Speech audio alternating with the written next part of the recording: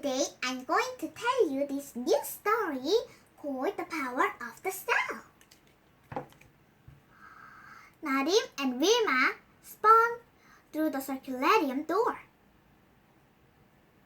They crashed into the ground. Where are they? Vilma and Nadim thought.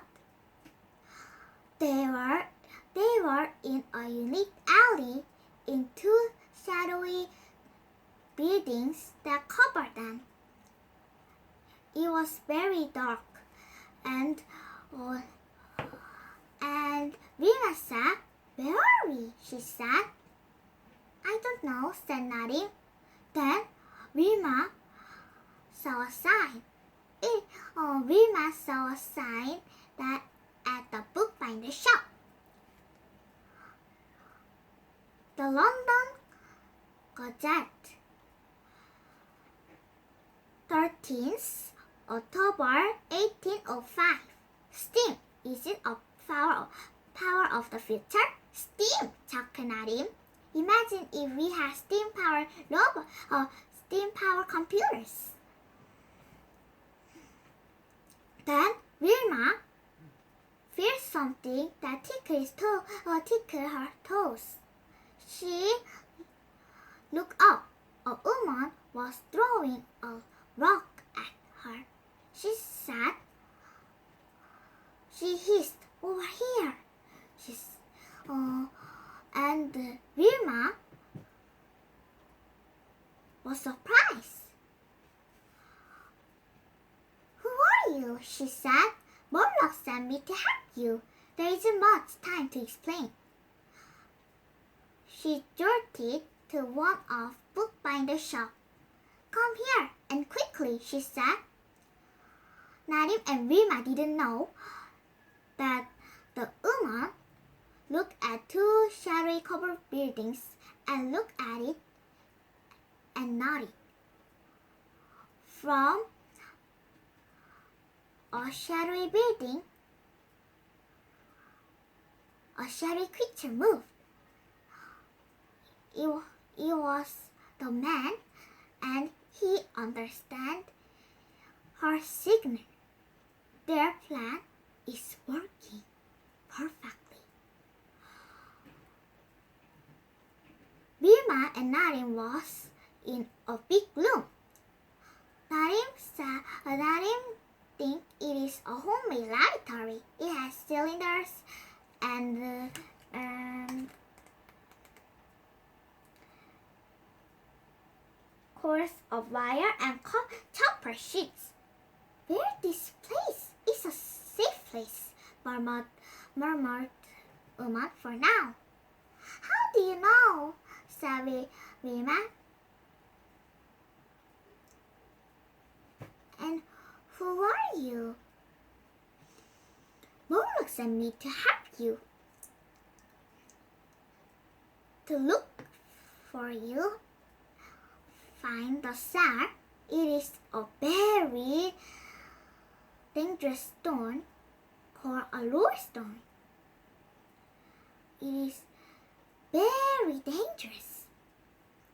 And I think I found a picture of this." She showed a book of the stars. But how do we get them? Do you know how we can get the star?" "I'm very close to finding it," she said. "And I think a boy named Michael knows it. Come on." Then they heard the strange footprints. The footprint was getting closer. "Is it a pirate?" said Vilma. "Quick," said woman. "Be ready."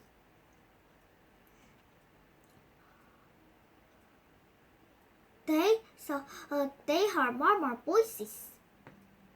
"Where is it?" "Ah, here it is." Someone was here. They looked up. They saw a boy about Vilma's age. He was holding a jar, but he was surprised and dropped his jar and it crashed to the ground. "Are you Michael?" said the woman. "Michael Faraday? Do you know Moloch?" said Rima.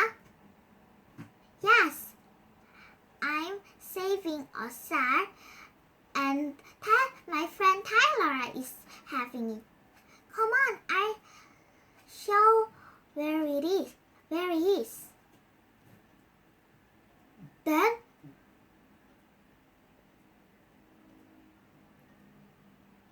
Then the candlelight flickered and then died. They looked up. A Byron was coming toward them. "Give," he said. Keeper was dirty to the ground of the circulating door, and he looked up. A boy was staring at him. "I'm Tyler. Who are you?" he said. "I'm Keeper. Moloch sent me." "Moloch?" he gasped.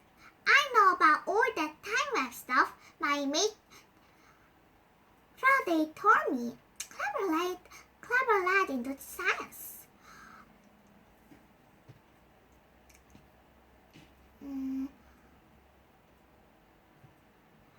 "Come on," said Tyler. He showed a large room. Keeper gasped. "Are you live here?"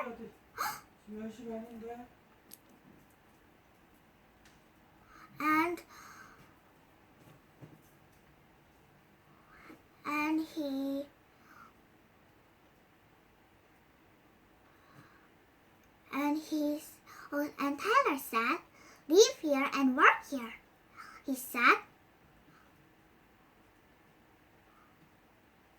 Then the door opened and Nadim, Vilma, and Michael are all dirty to the ground. "But where is the woman?" "We must go back," said Vilma. But luckily, woman came back and Tyler showed the cell. It was covered with ink. Then the woman smiled. "Clever," she said, and she laughed. And she rushed toward the cell. Then Vilma and Uma together they rushed toward the cell. Then Uma grabbed the cell. She said, "It's mine." Vilma was puzzled. Then what she saw made her gasp. The woman's eyes were pale and cold. Her freezing claw-like hand grabbed Vilma's arm and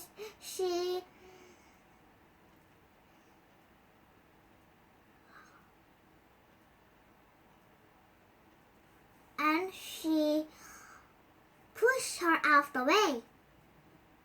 "Byron!" cried Tyler. "So you're Moloch's new hope? I bet it is too easy," said the woman. She grabbed a piece of paper and she put the rock into the ground. A rock to the ladder. They watched horrified as the ink spread to the ladder. "We can destroy history as easily I can destroy these words."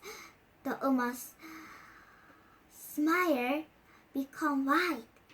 Then Tyler saw his chance. He knocked over a bottle of ink and the cell flew from the woman's hands and the cell crashed into the ground and cell was through the box and then the Byron man came in. He said, he snorted and said, "Give," he said. And then the woman leaped out and grabbed the shell from the box. But then the woman was going to the box and the woman was disappeared. "That was safe," said Keeper.